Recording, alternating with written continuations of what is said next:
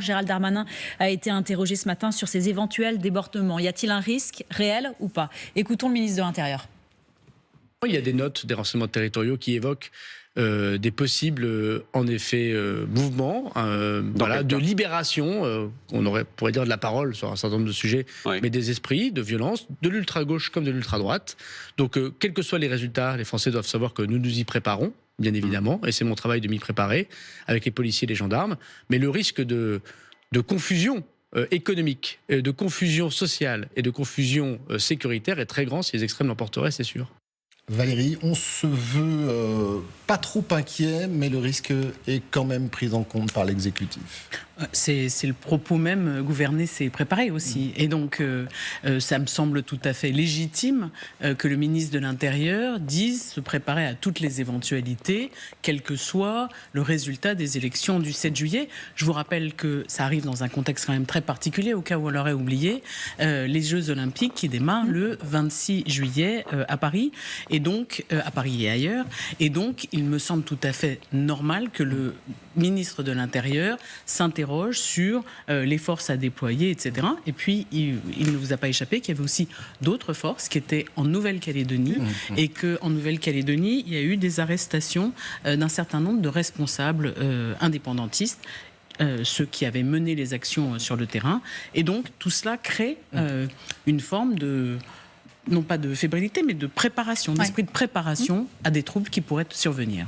Pierre Giacometti, je rappelle que vous êtes, bonjour, merci d'être là, ancien conseiller Nicolas Sarkozy, cofondateur du cabinet de conseil en stratégie Numérocom. Est-ce que ça fait pas partie aussi de la manœuvre électorale? C'est-à-dire si l'extrême gauche, enfin les deux extrêmes, les deux blocs dont parle Emmanuel Macron arrivent au pouvoir, ce sera le chaos. Donc là, nous, on s'y prépare parce que forcément, s'ils sont élus, ça sera le chaos d'une part ou d'autre. C'est pas une manœuvre, ça fait pas partie de la manœuvre électorale? C'est la mission du ministère de l'Intérieur et du ministre d'alerter sur les risques. Il le fait en ce moment, il l'a fait dans d'autres circonstances, notamment face aux risques terroristes.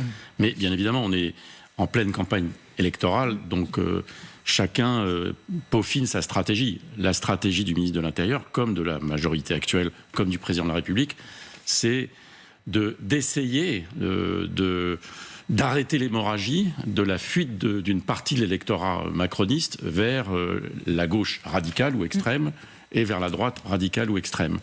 Et il y a dans cette dramatisation une volonté d'appeler au vote de la raison, au vote de la modération, parce que quand on décrypte le message du ministre de l'Intérieur, il y a un risque à ce que les extrêmes, à ce qu'il y ait des conséquences au choix des Français en faveur des extrêmes. C'est une façon de dire, la manière de l'éviter, c'est voter raisonnable. Voter, continuer à voter pour les candidats de Renaissance. Il y a un enjeu aussi caché derrière ce message. On estime aujourd'hui possiblement à près de 10 millions de Français, 50% de participation européenne, peut-être 70% aux législatives, c'est-à-dire environ 10 millions de Français qui n'ont pas voté aux européennes, qui pourraient voter aux législatives. Ce sur quoi compte Emmanuel Macron, c'est le miracle électoral, c'est-à-dire une forme de renversement qui pourrait nous rappeler, ça ne nous rajeunit pas, mais les élections de 78, quand on prévoyait la victoire de la gauche et qu'au dernier moment, la droite l'a emporté en conservant la majorité au Parlement. Bien, on est un peu dans les mêmes circonstances. C'est-à-dire que le président de la République cherche à capter ce réservoir de vote modéré. On sait que le vote modéré a peur du désordre, a peur de la violence. Et, dernier point, dans l'enquête que vous avez commandée à l'IFOP au moment du scrutin européen, LCI, vous avez donné des résultats très intéressants. Pour la première fois, le Rassemblement national est en tête dans l'électorat senior. C'est une défaite sociologique majeure pour le camp macroniste. Donc il y a probablement dans le réservoir de ces fameux 10 millions potentiels d'électeurs du 30 juin une espérance de voir une partie de cet électorat rejoindre, entre guillemets, le camp de la raison. C'est ce qui explique aujourd'hui probablement cette position stratégique du ministre de l'Intérieur. Et cette frange de la population a peur, bien évidemment, des débordements, de l'inconnu et une partie d'entre elles, en tout cas. On continue à faire un tour de plateau, mais je voulais vous entendre sur cette information, cette possibilité confirmée ce matin sur notre antenne par le ministre de l'Intérieur, François Calfon. Est-ce que l'exécutif joue à se faire peur ou joue à nous faire peur?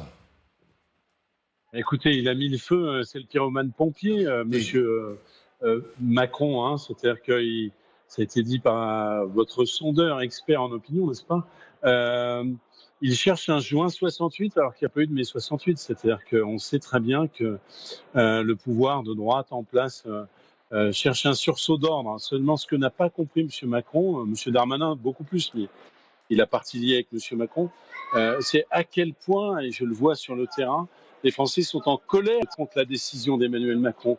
Donc cette idée de ranimer un bloc central sous couvert d'un vote de peur, je crains que ça ne termine dans le mur, d'autant que ce pouvoir, on a vu les déclarations de M. Macron lui-même sur les immigrés climatiques, n'est pas un facteur d'ordre, n'est pas un facteur de déstabilité entre deux camps, puisqu'en réalité, bien plus qu'un rempart face à l'extrême droite, il a été un passe-plat, et encore hier.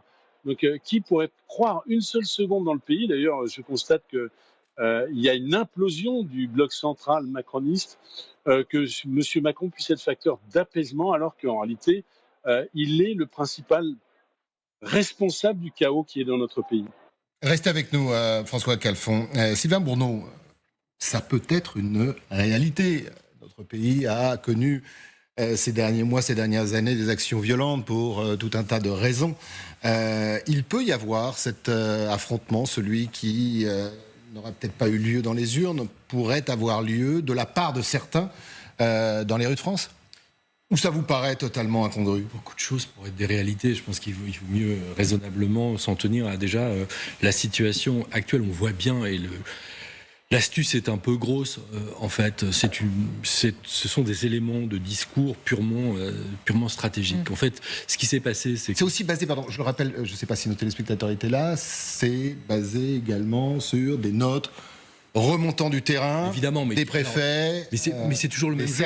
Quel que soit le gouvernement, on va citer des notes que personne d'autre peut voir. Donc, soyons un petit peu dubitatifs par rapport à tout ça. Moi, ce que j'observe simplement, c'est que le discours qui a consisté à renvoyer dos à dos, qui est le discours habituel du macronisme, à renvoyer dos à dos les extrêmes, ne prend pas. D'abord, le Conseil d'État a explicitement dit qu'on ne pouvait pas parler d'extrême gauche s'agissant de la France insoumise. Donc, quand on a le Front populaire, il y a une personne de l'extrême gauche, Philippe Poutou, donc ils ont essayé de taper sur 577 circonscriptions, ça marche pas. Donc comme les extrêmes, on peut plus parler des extrêmes, ça ne prend pas.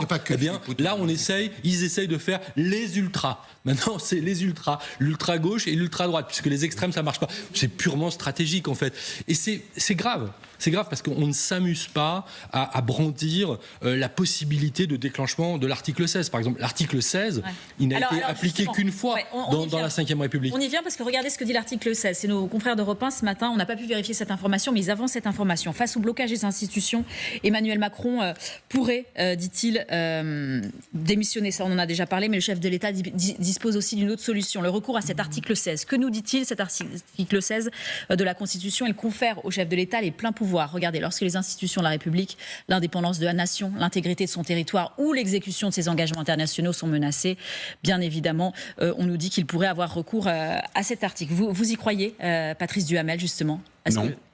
Pourquoi? Non, sauf, je veux dire, vous avez évoqué avril 61, il n'a été déclenché par le général de Gaulle qu'une seule fois.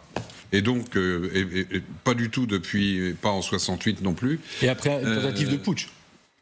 Oui, c'est ce que j'allais dire. C'était une tentative de putsch militaire, les fameux généraux, le carteron de généraux en retraite, Salan, Jouot, etc., à Alger. C'était une tentative de renversement de la République par des militaires à Alger. Ça a duré 3 jours. De Gaulle déclenche l'article 16. Ce qu'il faut savoir, c'est que l'article 16, sans entrer dans les détails, il est encadré de 2 manières. Il est d'abord encadré dans le temps. Il y a des rendez-vous 30 jours d'abord et ensuite 2 fois 30 jours. Et il est surtout encadré par le consultation du Conseil constitutionnel sur la légitimité de ce déclenchement par les présidents de l'Assemblée et du Sénat et par le gouvernement. Mais ça n'a pas pu être évoqué. Non, mais on n'en est pas là du tout. C'est des conditions absolument extrêmes. Vous l'avez montré. Oui, après on sait qu'Emmanuel Macron est l'homme des conditions extrêmes aussi, donc on peut se poser la question. Oh oui, enfin franchement, là, pour l'instant, je n'ai pas lu ces notes des renseignements territoriaux. Mais enfin, l'article 16, c'est le feu nucléaire en politique. Oui. Voilà. Alors, Conseil constitutionnel n'avait rien dit. Il y avait une forme de légitimité en 61, parce qu'il y avait effectivement un putsch militaire, une tentative. Mais le Conseil constitutionnel, à cette époque-là, c'est pas le Conseil constitutionnel d'aujourd'hui. C'est un Conseil constitutionnel qui est très obéissant vis-à-vis du général de Gaulle. Quand le général de Gaulle utilise l'article 11 pour modifier la Constitution, le Conseil constitutionnel laisse faire, mais on saura après qu'il y était en réalité hostile. Donc je n'y crois pas. Sauf si c'est la révolution le 8 juillet. Ouais. Mais je n'y crois pas une seconde. Quant au fonctionnement normal des pouvoirs publics, pour l'instant, même s'il y a des recherches de majorité difficiles après le second tour, on n'en est pas là du tout non plus. Alors on va demander... Là, il y a une forme de dramatisation un peu, me semble-t-il, excessive. Ça fait la deuxième fois. Donc on va demander à François Calfon s'il peut rester quelques instants encore avec nous. On voudrait lui poser cette question, est-il immigrationniste? Mais tout le monde veut réagir sur ce fameux article 16. Voilà. Je pense que vous avez commencé en premier, donc... C'est gentil. Non, assez court, si c'était possible. Je suis complètement d'accord avec ce que vient de dire Patrice Duhamel. Voilà, ce que je disais tout à l'heure, c'est-à-dire que c'est quand même brandir cette menace me semble assez irresponsable. On peut avoir besoin de l'article 16 quand il y a une tentative de putsch ou des choses de ce genre. Voilà, c'est pas la situation. Donc ça fait partie d'une forme de dramatisation qui ajoute au climat politique déjà très tendu. Et qui n'en a pas besoin. Qui n'en a pas besoin. Mais en fait, c'est pas la première fois, et je pense qu'on va en reparler, parce qu'on va parler des propos d'Emmanuel Macron sur l'île de Sein, qui participent aussi, à mon sens, de cette dramatisation. Un mot. Chacun des trois camps, aujourd'hui, a besoin d'un récit pour mobiliser, pour convaincre. Le récit du Rassemblement national, pour faire court, c'est la vraie alternance de droite. Le récit de la gauche, c'est l'union de la gauche est de retour. Et depuis l'annonce par le président de la République de la dissolution, le camp macroniste a du mal à capter ce récit. Ils ont bien compris que le « en même temps » ne suffisait pas. Et on est bien là dans la recherche, si cette information est confirmée, celle que vous avez donnée de vos confrères d'Europe 1, si cette information est confirmée, elle va dans le sens de ce que je disais précédemment. C'est-à-dire qu'on a besoin, du côté de Macron, d'incarner l'ordre et la préservation des institutions, d'incarner la modération. Ça n'est plus le « en même temps », c'est l'ordre républicain. Et c'est une façon, encore une fois, de chercher à mobiliser des électeurs qui n'auraient pas pris leur décision. L'article 16, c'est pas la modération. C'est pas la modération, mais c'est une façon de faire appel à des électeurs qui seraient sensibles à ce risque-là. Voilà. Dans l'actualité également, on commençait déjà à l'aborder, les attaques d'Emmanuel Macron envers le nouveau Front populaire. Je vais vous demander, on va bien évidemment vous demander votre avis, François Calfon. En déplacement dans le Finistère, qu'a dit le chef de l'État hier? Il a salué donc l'engagement des habitants de l'île de Sein pendant la Seconde Guerre mondiale, mais il a eu d'autres propos. Ce n'est pas un programme social-démocrate, en parlant justement du nouveau Front populaire. C'est un programme totalement immigrationniste, et d'ajouter, ils ont fait un accord d'appareil, mais qui ne tiendra pas. Je vous reprends tout de suite après. On voulait juste vous faire écouter la réaction de Gérald Darmanin, qui a réagi à l'emploi de ce terme ce matin, immigrationniste. Voici comment le ministre de l'Intérieur soutient son président. On vous reprend après. Il se passe qu'aujourd'hui, les débats parisiens, c'est des débats qui sont une élite qui a fait sécession. Voilà. Et dans les mots, oui, il y a des gens, y compris d'ailleurs issus d'immigration, qui vous disent il faut arrêter, il faut qu'on puisse continuer à accueillir des personnes. C'est ce qui nous distingue du Rassemblement national. Moi, mes deux grands-pères étaient de l'autre côté de la Méditerranée, personne ne peut me faire ce procès. Mais en même temps, il faut savoir bien les intégrer. Nous ne sommes plus capables aujourd'hui de pouvoir accueillir tout le monde. Le projet de la France insoumise, c'est dans le projet présenté par les candidats d'extrême gauche qui se présentent devant nous. C'est d'abolir la loi immigration. C'est écrit texto. C'est d'abolir la loi séparatisme. Donc le président de la République a raison de souligner le côté anti-national, c'est vrai, de la France insoumise. Alors, François Calfon, est-ce que vous êtes immigrationniste ou est-ce que vous condamnez, comme certains, et notamment Olivier Faure ce matin, des propos, je cite, indignes de la part du chef de l'État? Écoutez, ce que fait le chef de l'État, c'est ce qu'il rédige, c'est un tract pour le Rassemblement national. Ça, c'est sur la forme. Et ça fait maintenant des années qu'il trahit finalement le Front républicain que nous avons constitué pour le faire élire, avec finalement des propos qui sont dignes du Rassemblement national, comme l'était sa loi immigration. Je réponds à M. Darmanin, qui introduit des éléments de préférence nationale. Ensuite, sur le fond, moi j'assume le débat qui consiste à dire est-ce qu'il y aura des réfugiés climatiques et comment faisons-nous face au changement climatique? S'il faut changer et évoluer sur le changement climatique, c'est bien qu'il y a finalement des difficultés qui sont devant nous et qu'il faut prendre en compte. Restez avec nous, François Calfon. Avant de vous entendre tous en plateau, voyons très précisément ce que prévoit aussi ce contrat de législature du nouveau Front Populaire, en gros le programme sur cette gauche unie, ce qu'elle prévoit sur ce volet immigration, très précisément, Sylvia. Oui, alors après les mesures des 15 premiers jours et un été de transformation, le nouveau Front Populaire, effectivement, s'attaquera à l'accueil digne en France. Et c'est le point numéro 1, il en parlait effectivement Gérald Darmanin, et, le nouveau Front Populaire souhaite abroger les lois asile et immigration promulguées en janvier et dont un tiers des mesures avaient été censurées par le Conseil constitutionnel. Alors parmi les mesures qui restent dans cette loi asile et immigration, il y a la simplification des procédures pour expulser les délinquants, l'extension de la double peine notamment. Dans le programme du nouveau Front Populaire, on va retrouver la régularisation des travailleurs, étudiants, parents d'enfants scolarisés. Les partis de gauche veulent un accompagnement social et une autorisation de travailler pour les demandeurs d'asile. Ils veulent également instituer la carte de séjour de 10 ans comme titre de séjour de référence afin de faciliter une vie stable. À la loi immigration votée justement pointer du doigt la fin de la stabilité des titres de séjour. Actuellement, il y a plusieurs durées pour une carte de séjour. Ça peut être 1 an, 2 ans, 4 ans et plus. Et puis garantir également le droit du sol intégral pour les enfants nés en France et faciliter l'obtention de la nationalité française. Il faut aussi, Sylvia, parler de l'aide médicale d'État. Oui, c'est vrai qu'on en a beaucoup parlé. Elle n'a pas été supprimée d'ailleurs dans la loi immigration promulguée cette année. Les sénateurs voulaient la transformer. Mais le nouveau Front Populaire souhaite garantir l'accès à l'AME qui est régulièrement visée par les partis de droite. Elle prévoit une couverture intégrale des frais médicaux hospitaliers des étrangers en situation irrégulière présents en France depuis au moins 3 mois. Éric Ciotti, par exemple, propose de la réduire drastiquement pour aider les paysans. Et puis il y a également la mise en place d'une agence de sauvetage en mer et sur terre afin de sauver notamment des vies en Méditerranée où plus de 2500 personnes sont mortes en 2023 ou disparues selon l'ONU. Et puis également le nouveau Front Populaire prône un statut de déplacé climatique. C'est un vrai sujet parce que beaucoup pourront s'en prévaloir dans les années à venir en raison du contexte de réchauffement.